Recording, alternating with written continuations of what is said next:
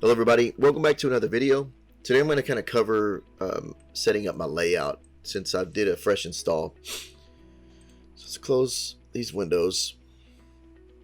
What I have is an image, and this is what I previously had, and it was at the bottom.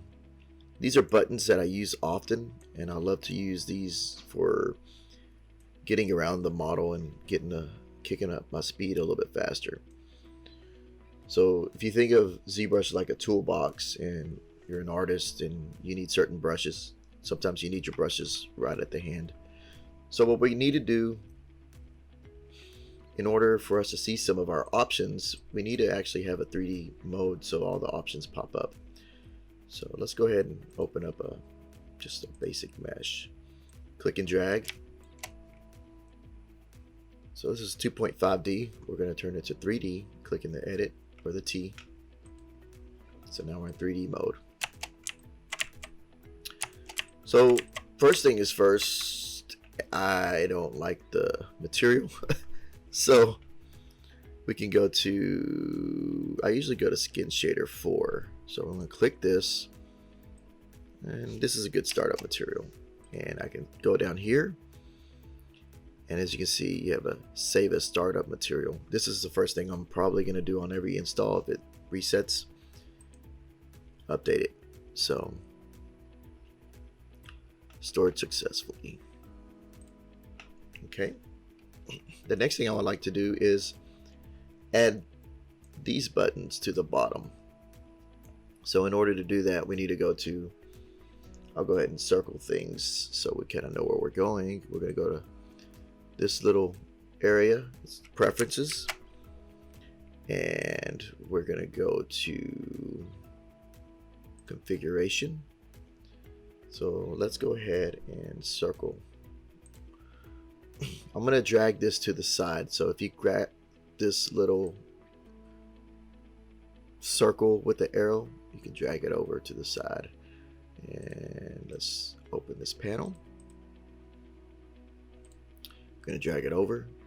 And I'm trying to go slower for anybody who's new to ZBrush and not kind of rush into this process. I'm going to break it down pretty slow. So this, so we'll go ahead and clear this out. Do a rectangle. I'm going to point at this, and I'm just trying to break this down. That this is still this right there. And we have all our options that are still with us from this window. So I can still click this and it'll pop it back. So we're going to drag it back over, and we're going to go configuration. I'm going to go ahead and highlight this so that it's also noted. So in configuration, you're going to actually use this to enable your customize. So let me go ahead and put this in a different color, and we will see if I can label this as, getting my rectangle out, and this enable customize is what you want. So once we click on this, you're going to see that it'll kind of shift. This allows you to drop your buttons in your layout and also your brushes and stuff like that in the layout too. So for starters, I'm going to drag this back over. A lot of stuff that I use is the Dynamesh, my resolution, my project, and there's a lot of space at the bottom that I probably could have filled up to be a little bit more. The other thing I use is active symmetry. I use a lot of this, so this is always good to have on the hand at the bottom. So I'm going to move this over. I'm going to look at it as I drag and drop. So I know I use Dynamesh, so I'm going to go to my subtool.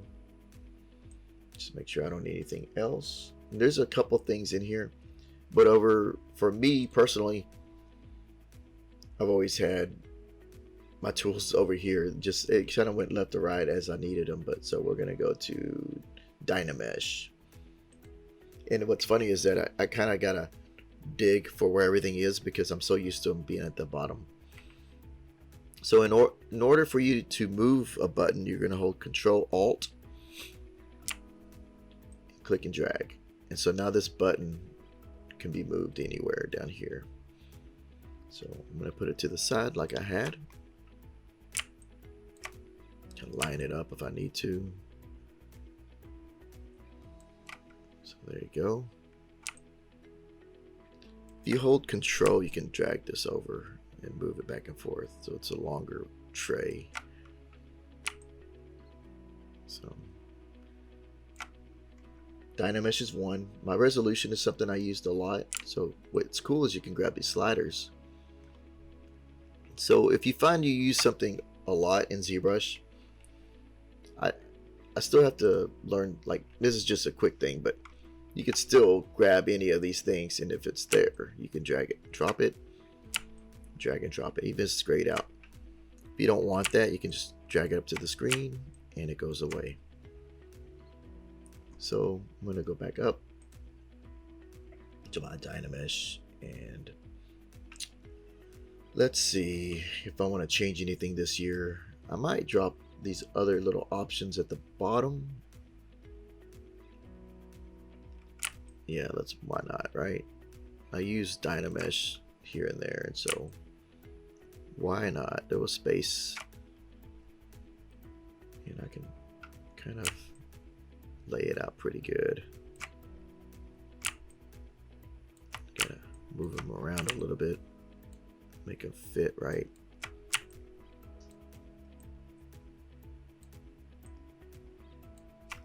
So there we go. So now I got a Dynamesh, and it actually will work. You can turn it on, and you can already see that it's Dynameshed. I can undo this and do project, and we can up the resolution, click it again, and you can see that it actually did a pretty good Dynamesh. So I use this from time to time. I do go to Tessimate and back and forth between those options, but Dynamesh still comes out of habit for me. So we're still in customize. If I push this button, you'll see that it locks it in now. And if you try to do Control Alt on a button and drag it, it won't move. So you need to enable customize. So the other thing I have is active symmetry. So let's find that. What's funny is that I forgot where it's at. I'm so used to, how do you say it? I'm so used to using it at the bottom. So here's my active symmetry. And again, so let's go ahead and do this. It's under my transform. This is for me. This is personal. Like, you can set it up any way you want. You can grab any button you like and set it up any way. You're the artist. It's your tools. I'm going to drag this to the side. And we're going to find active symmetry, and I'm going to drag this back down. And depending on how cluttered or whatever you want it to be, it's your personal layout. This is all on you, how you want it to be. I'm going to copy all of these settings down at the bottom because I use them. I get them to snap correctly, but as long as they're there, I can move them around.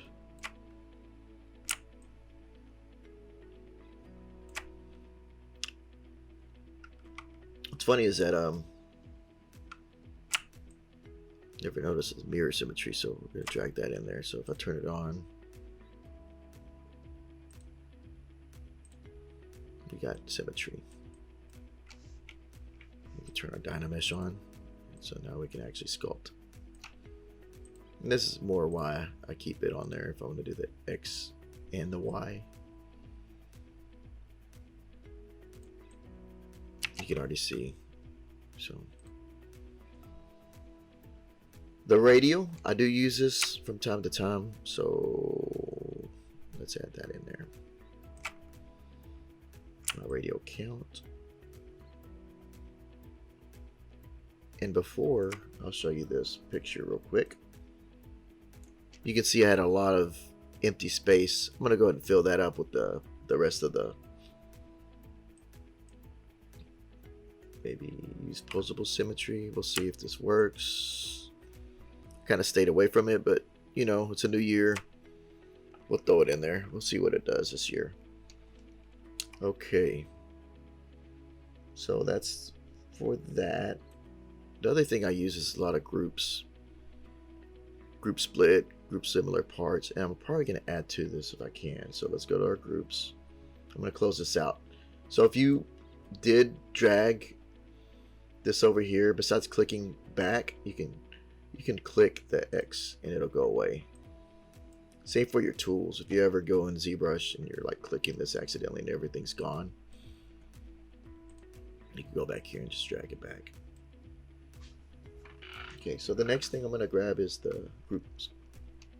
So let's go down to our groups. Where do they go? I'm looking for them. You probably see them. I'm probably staring right at them because I don't use this too often. So let's go to Polygroups. All right. I'm trying to see what I need. And I do use the Polygroups a lot. But at the same time, I'm trying to find my groups. Where are my groups going? I believe it's up here. Here we go. They added some stuff. So you notice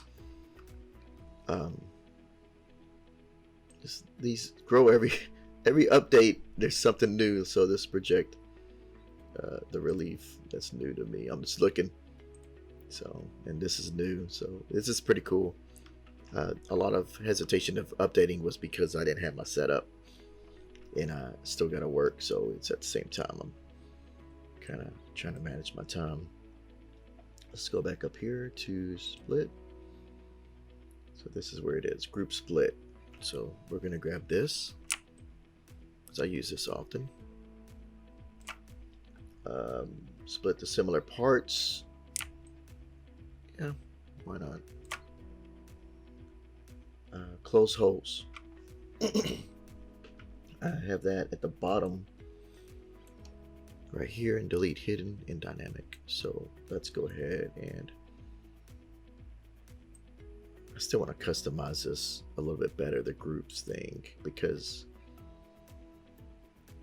split mask, yeah, this is the other one I used. So if you go in here and you do this, you can put split mask. Now I got a split mask. You see it's its own little group.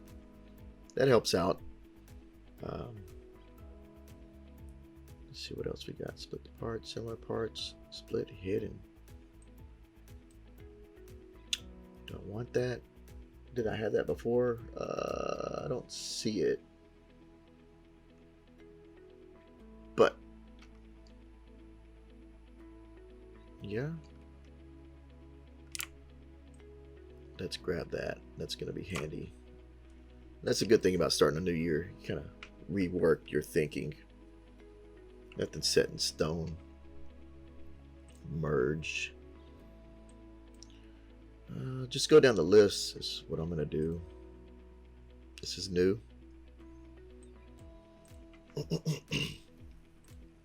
So project. I use this a lot, but I don't think it's enough for me to make a button at the bottom. This is more right here in the work area. I always come in here to when I project high poly to low poly. The extract though, it wouldn't be bad if I could make enough space, but I want to get my other stuff in here first so it's not cluttered. So the other thing I have, I'm going to drag this back over, is mirror and weld, and these are two things that I use a lot. So let's find them.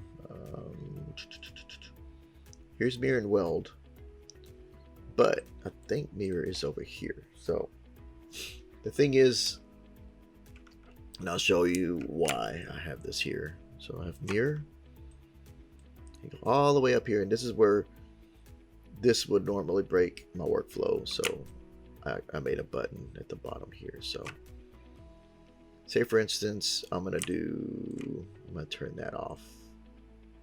And we're gonna go here. Let's mirror and weld. Right? Okay. Say for instance you want this to be open. So mirror, mirror and weld. Kind of saves that step. It's kind of a weird kind of dance inside of ZBrush where you got to figure out what do you want to do, because this left side will always project to the right. So mirror and weld back over here. But I'm like, I want the right side. So mirror, mirror and weld. And I probably can make, maybe there's a way to make a macro to do it quicker, and maybe there is, but I haven't really looked for one. So let's go to the next thing. We're gonna do groups. We're gonna do groups. I just saw that. Polygroups, auto groups. And that's something I had before. I'm gonna drag this over. Auto groups, group by normals, and min max and delete loops. So the groups is handy because, oops, I accidentally clicked it. Sometimes you just need auto groups, and that helps. So if I were to have a lot of pieces, it auto group them and stuff like that. So for an example, duplicate, right? Click auto groups, click it again, it should change its colors. It just helps to separate things that are not one mesh. It comes in handy for me. The other thing is group by normals. So let's initialize this to a cube. Just for an example, we're gonna, so normals are based on the direction facing. So let's go to groups, and group by normals is something I use a lot. And the other thing is this tolerance. I need that. So if I click this, you can now group by normals. It's good for stuff.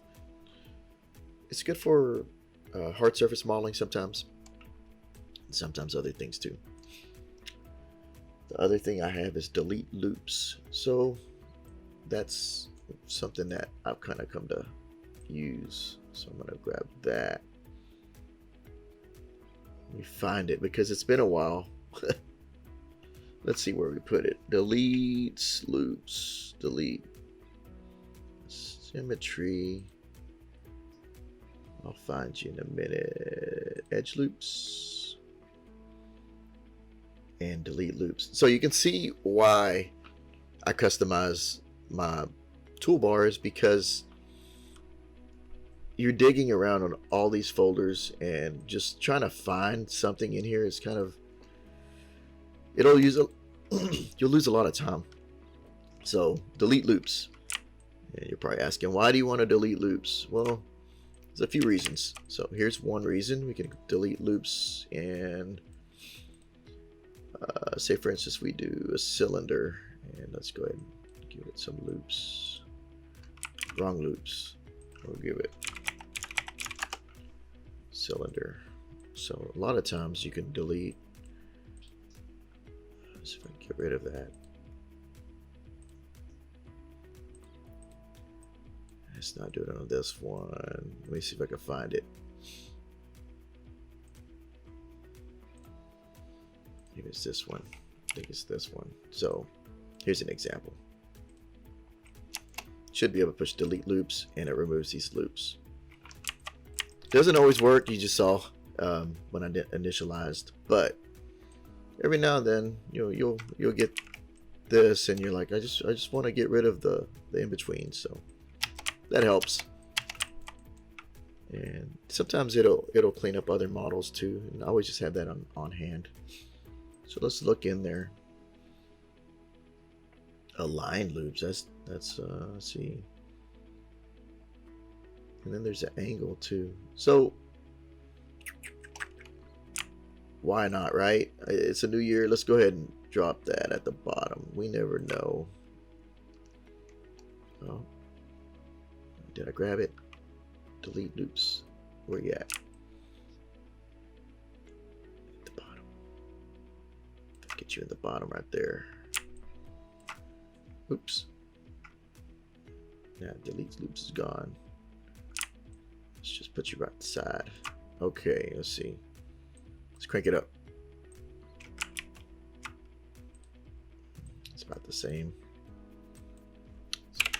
It's worth having. I'll look into it some more.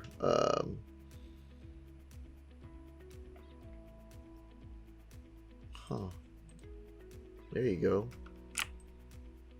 Let's just align that at the bottom. I guess we could go this way. And I could probably drop this under there. Kind of clean it up. Now I'm trying to think layout, right? So you could always drag this across, but when you get on the laptop, sometimes it's just easier to have it all laid out right there. So we can close this out. You got more canvas, but I always factor that I'm going to be like this, just to kind of go that route. So this is part of my customization. You can do any way you want, whatever you feel helps you. There's a lot of different things you can add, and then I still got a little bit of space down here, so if I really want to, I can add some more stuff. But for now, I'm pretty happy. Let's see. I could probably go a little bit in depth, but I think over time I'll add a little bit more later on. But the masking is something I need to bring back this way, because I always have to go back to the masking. I noticed too. So this is one way. The other thing is that you could also bring in a brush and put them down here. I've always kind of, let's do that. Let's grab our brush. I'll bring it to this side since this is already kind of highlighted. So anybody following along, so the brushes I use, and sometimes I've been going to Zbrush more for hard surface modeling. So Z modeler is one. So this is something we can put over here because I use this a lot. This is one. The other one is, where are you at? And I'm so used to having it on the side. The topology, I believe this is it. Kind of, my memory's fuzzy, so let's do a test. Let's do a test. Let's get a sphere. Convert to 3D. And this is, yeah. And it creates polygons on top of that. Something else I use. The other one I use is hidden. So it's over here under brushes, Z modeler, and topology. So we'll click this. So now this is there. Sometimes I notice in the other version it doesn't show back up. So this is the topology one. And so if I were to do this,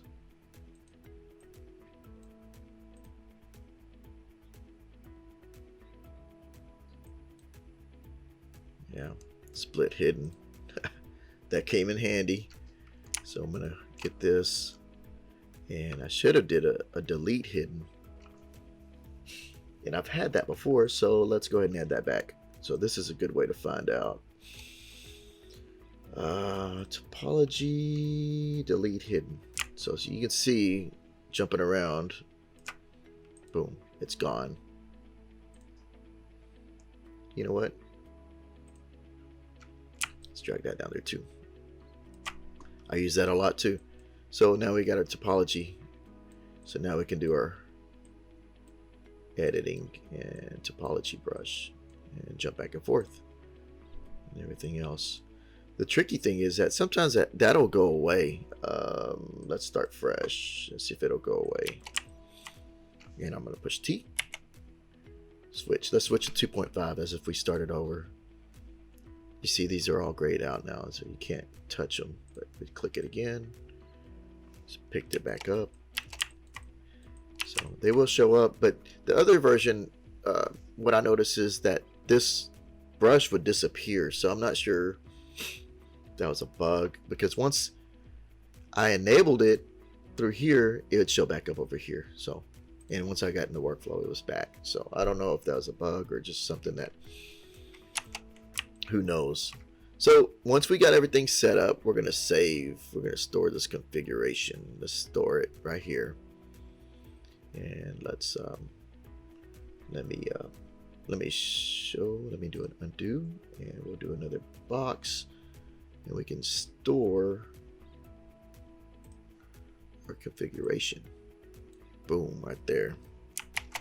So I'm going to click this, and the thing is that it's going to save this layout. So let's get rid of this. Let's get rid of that, because that's not typically what I have. It's probably gonna save my layout the way I have it, and I don't want it this way. Let me get it prettied up. So this is what I used to have in my other version. So let's save layout. Let's go here. Turn this off and store configuration. It's been success, and there we go. So when you boot it back up, and the other thing is, if you really want to save it, you can save it to somewhere. You can restore your standard UI, restore custom UI, load UI. There's a lot of things, but just remember, this enable customize is the only way you can drag and drop things. So, and you can see at the top shelf, there's another shelf there. I don't usually use the top. I usually use one area and go from there. Maybe you store different layouts. Who knows? But hopefully this helped. This is more or less getting me back into the newer version of ZBrush and moving forward. Figured I'd just show my steps to get the canvas the way I needed to get a good workflow going. So thank you for watching. Hope you have a great day.